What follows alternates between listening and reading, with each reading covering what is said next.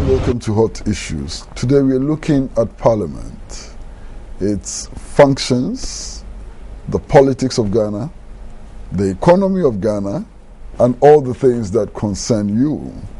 And we have a very distinguished member of Parliament to engage in this conversation with us. This is Hot Issues.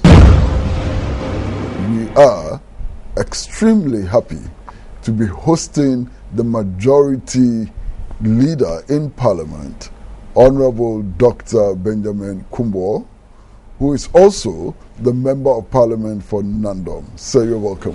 Thank you, Kwesi. Yes, sir. How have you taken the switch from Attorney General to Majority Leader in Parliament? Well, it's an interesting one. Firstly, because the Attorney General had to work with Parliament on legislation, you found that you always had to be in the House, and given my previous parliamentary experience, at that level, the transition looked smooth. But it didn't take me long to find out that the administration and management of the House and the floor are quite complicated issues. It's now I'm beginning to get on top of some of the issues in the House. What makes it so complicated? Because you find suddenly that as a manager, you are not dealing with employees per se. You are not dealing with just school children, as it were. You are dealing with the cream of politicians who have been given a mandate by their constituencies. And because of the peculiar collection of the members of Parliament, you have to design a type of management style to engage their political sensitivity, and as much as ensuring that public administrative rules are properly adhered to. For some time now, the majority leader used to be, a cabinet minister. Is that desirable? Is there any good reason why the majority leader should also double as a cabinet minister? Certainly talking for myself, when the peer review report came out in which they saw the Ministry of Parliamentary Affairs that also had cabinet status, I must say I was one of the people that really kicked against it, I think in the fourth Parliament then, in which we thought that Parliament as an institution itself, its majority leader or leader must stand on his independent footing based on parliamentary practices, and not to be seen being able to stand because he has an appendage or a chalk, so to say, from the executive arm of government. When we travel out to other jurisdictions, we begin to see there is a stature of the majority leader of the House that is independent of all the arms of the government, and the other arms of government ought to relate to that stature, and it ought not to be subordinated to anyone. Of course, I've heard arguments about our standing orders, which are very easy anyway to change, in which the laying of papers had to be done by a minister. But we know that when you say somebody is a minister and somebody has the status of a minister, the same functions can actually be performed.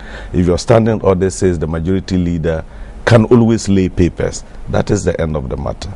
So we should rather be looking at how we deal with our standing orders, and not this I keep saying adorning ourselves with ministerial paraphernalia as if that is what is going to deliver. I do not share that view. But doesn't being a cabinet minister enable you to understand the workings of government, the rationale behind proposals that are coming from government to Parliament and so on?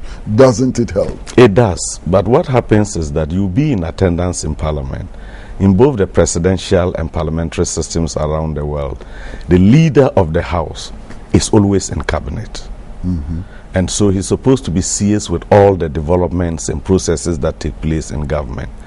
In very limited countries, even when he's not physically in cabinet, there is an arrangement in which he's briefed consistently, and he gets correspondence from the cabinet secretariat that this is what cabinet has approved, which has a relationship with Parliament, and would want you to process them accordingly.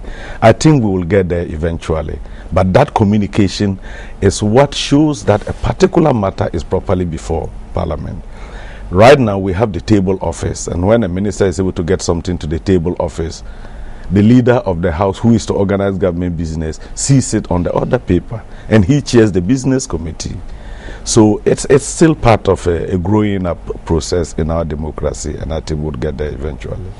Beyond this, are there fetters to the independence of Parliament? Are there other fetters to the independence of Parliament? Well, I keep saying when you look at the constitutional structure, you would always notice that the executive arm of government, because of the dominant role of the presidency, you seems to have loaded the dice in a way which makes it difficult for a countervailing oversight role. Because if you create constitutional powers of the nature that we have for our executive arm of government through the presidency, and you do not give similar powers to the institution that is to have oversight, you run into that difficulty. It is like asking a house mouse to go into a wrestling contest with a donkey. I mean, you would find that it is not possible. In addition to that, there are technology-based ways of doing oversight now.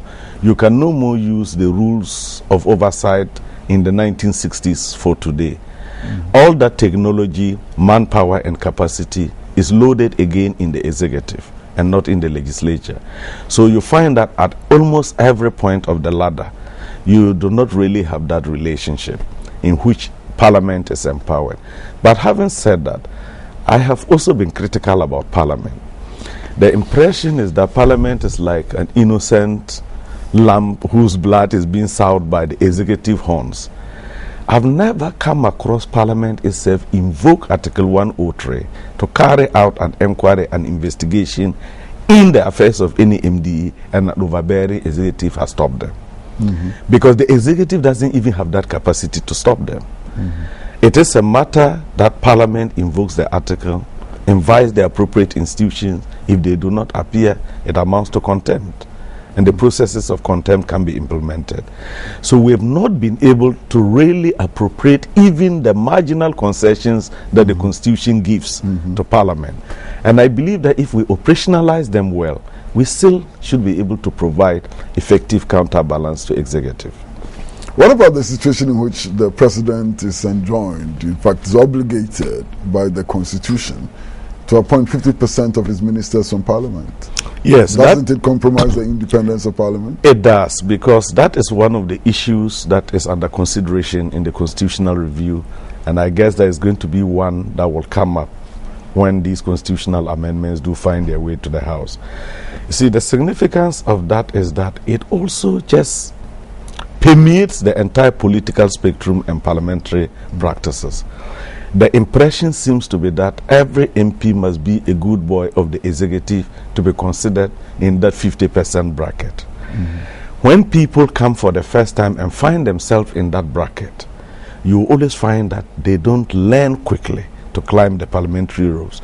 So you always find that members in the opposition who come to the House for the first time learn faster than their counterparts who come to Parliament for the first time when their party is in government. And I believe that parliamentary activity and practices is a completely distinct democratic endeavor. And people should have that sense of pride that they are playing that democratic role and not wanting to use it as a stepping stone to play an executive role. So we are looking forward to the future situation in which you do not have any member of Parliament who is also in the executive, and automatically the tough battles would come up quite clearly. And then I guess they would be moving, but it is very, very uncomfortable. Then there creates a subculture within Parliament where you have within the majority, it ends up being a minority because of the dichotomy between MPs, ministers or deputy ministers, and MPs, non-ministers. So you've created another fault lines within Parliament in relation to the personal relationship. And these also create challenges for oversight. Given the nature of our executive practices that dates back to the colonial period, it really amounts to, treason to be seen as a deputy minister or a minister questioning decisions of the executive that as a parliamentarian you believe are wrong. And this is one of the major challenges, because we still do not look at our structures of government as independent of personalities. So while you are entitled to engage a particular institution for non-performance, it is immediately reduced to the personality of the head of that institution or the government. And that creates quite some challenges. If we can keep a detachment about our institutions, our structures, and the individual personalities who occupy them, we would have a long way to go. Is it desirable? Is there any merit in members of parliament also doubling as members or chairpersons of public boards? I think that brings a lot of challenge because of the oversight. I have known that people have vacillated between the different governments over the period, in which there's now almost an urge that if the ministerial train passes you by, the next train you should be waiting for is to join the ambassador, not to join the board trotro, as it were. And that becomes very difficult because particularly the governing boards, of which you should have oversight in Parliament. If you were to chair one of these boards and a challenge comes up, the minister is invited and the minister comes to answer questions and you are a board member, you find yourself also highly compromised. Of course, our rules require that you should excuse yourself and should not be part of the parliamentary deliberations because of the conflict of interest.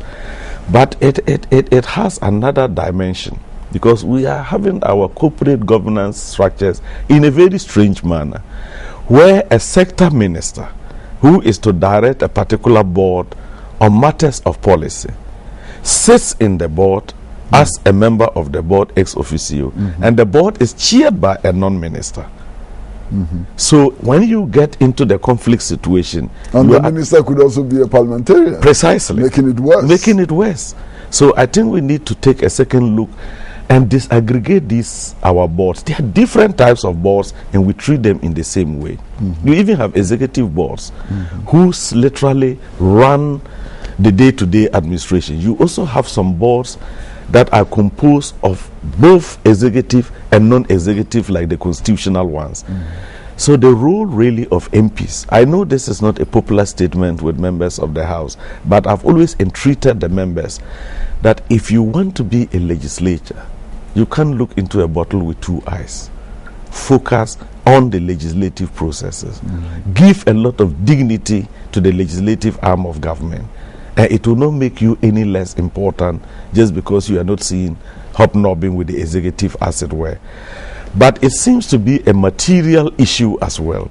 And I've asked members of parliament, the highest board allowance you might get might just be 1,000 Ghana cedis. That is, if you happen to be lucky. And so you begin to find out, how does that change your economic fortunes? There are other deals to be made on the board. Those are certainly what they call under the carpet matters that until you deal with them institution by institution, you'll not be able to tell how these matters are handled. But it gets very, very disturbing when you begin to see the so-called lucrative. They've also categorized the boards as lucrative and non-lucrative. And sometimes I ask whether people really know what they are talking about. A governing board turns out into be a marketplace for people to shop. It becomes quite a major thing. That's why I've been telling people that when you look at corruption, you look at the way malfeasance and things. If you have worked in a ministerial position with a lot of these institutions under you, you would come across very interesting things. And that is why when I was a minister, it was always my deputy that was assigned to tender board, chief director to represent me on these boards, so that you can at least sit back. And when there is a crisis, you have a way of intervening. But if you go and compromise in the decision in the board, it runs counter to policy and you are asked to implement the policy. You find yourself in an awkward situation. It is like how I have been worried when I hear of executives, ministers being signatories to accounts and sign checks. It is a practice that ought to be discouraged, because you should be the final arbiter. When you put yourself in that situation, it means after you, the matter has to go to the president. So you can imagine the number of institutions and parastatals we have where the crisis have to reach the presidency. The presidency will be inundated. So there must be another tier that is capable of putting some sanity into the governance of these institutions. Are you satisfied with the arrangement under which the executive approves the working conditions of members of parliament, and members of parliament approve the conditions of the executive? Yeah, that's supposed to be one of the theoretical checks and balances arrangements. But the practice that I have seen since I went to parliament over the years, you've always found it, very few members of parliament know how that is done. They know how that is done with the executive because it comes to a plenary and the resolution is moved. How that of the executive is done in relation to parliament is still a myth. Because you find that the Constitutional Commission the President sets up sends a report. You are not clear in your mind, at least I've been in cabinet, but I've never had the opportunity of seeing the conditions of MPs being debated in the cabinet. So we don't know whether that one is outside the purview of cabinet assistant. And in the same vein, you're going to have the members of parliament. So you have a very absurd situation now. All those who were cabinet ministers and were earning supposedly higher salaries than their counterparts in parliament, when it got to the point of the ex gratia, they got less, far less than ordinary members of parliament. And this is because of the way the conditions are structured, in which committee activities takes place in parliament, for which some allowances are paid and they are aggregated. When you go to cabinet, in fact, one of the most challenging things of cabinet work is the cabinet committees, and yet there don't seem to be any visible payment for that additional cabinet committee work. I have seen it where you had to chair, particularly the Legal, Constitutional and Security Committee that the Interior Minister normally chairs. For almost a whole month, you might not have the peace of mind because almost all these things that would go to parliament come through you. So when you have it in that way, you send a signal. And this is what brings me to the second leg at which. So when the impression is given that, oh, the ministers cannot get this, you are indirectly telling the public that there are other ways through which ministers can make themselves comfortable. And that ought to be discouraged. If a person is a party member and he has to contribute, let him contribute like any other party member. If you were to ask a cabinet minister to contribute more, the implication is that he gets more. I can compare that with an unemployed party member, for which other mechanisms can be used to get ownership of the party and also pay. But when you make it so visible, then you're also sending another signal. And that is, for me, the public perception that we complain about in terms of the pressure and the harassment. And when you talk to these foot soldiers on one-to-one, they'll tell you a lot of interesting things. They'll even give you examples about how others make it. I remember there was a day one of the foot soldiers said, hey, we are in constitutional rule. Don't bring your socialism here. You can't help yourself and you can't help other people. And I felt worried because it means that people are even reading a person's disposition in terms of his ideology and whether he has the capacity to make money. Another person cracked a joke and said, but people like you, why do you think anybody will send you to some particular ministry? You will go and be Konongo Kaya. You will not chop, and you won't allow anybody to chop. And these things can be worrying. But I guess that there's a proposal for a constitutional fund and a constitutional arrangements to deal with these emoluments. It might end up being another bureaucracy. And that bureaucracy will run into difficulties. That's why I think that all we must do with the amendment is that immediately your parliament comes, your government is constituted, the conditions are done, and is made public. You even throw out some of the proposals to the public for debate. Because I believe there's a way you can justify some of the changes that are made. Yesterday, a member of parliament came to me, and I saw his slip, and he's taking home 216 Ghana cedis after all deductions, bank loans and all those. And the person was telling me that if a member is indisciplined and just goes taking bank loans, why should this be of interest for it to come to the leadership? And I said, no, we monitor the MPs. If for 2 weeks I've not seen you, I'll let the whips call you. If the person is taking home 216, it is not, you will not get him on the floor continuously to take part in deliberations. So we have to find ways around it. In the public service, there used to be a rule, I don't know if it's still there, It's there. that your indebtedness Precisely. should not exceed 1/3 of your salary. Precisely. Why is this not applicable to MPs? That is the issue. You see, when the parliamentary service was put in place, it's supposed to be part of the public services of Ghana. So they engaged the civil service rules at some point and refused to engage some, engaged the general public service rules and refused to engage some.